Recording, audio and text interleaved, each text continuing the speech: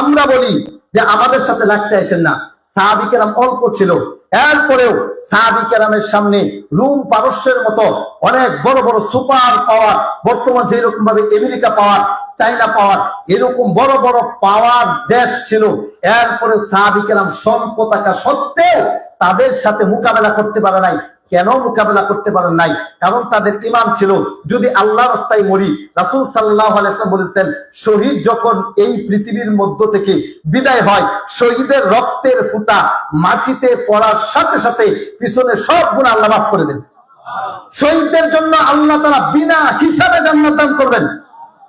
আরে আপনি যখন মারা যাবেন, কবরে আপনাকে রাখা হবে। আপনি যদি মুমিন হন, কবরে আপনি ঘুমিয়ে যাবেন, কিন্তু যদি আপনি আল্লাহর রাস্তায় শহীদ হতে পারেন, রাসূল বলেছেন জান্নাতের সবুজ ফাঁকির মতে আপনার আত্মাটাকে ফিট করে দিয়ে আল্লাহ তাআলা জান্নাতের মধ্যে সরাসরি প্রবেশ করিয়ে দিবেন।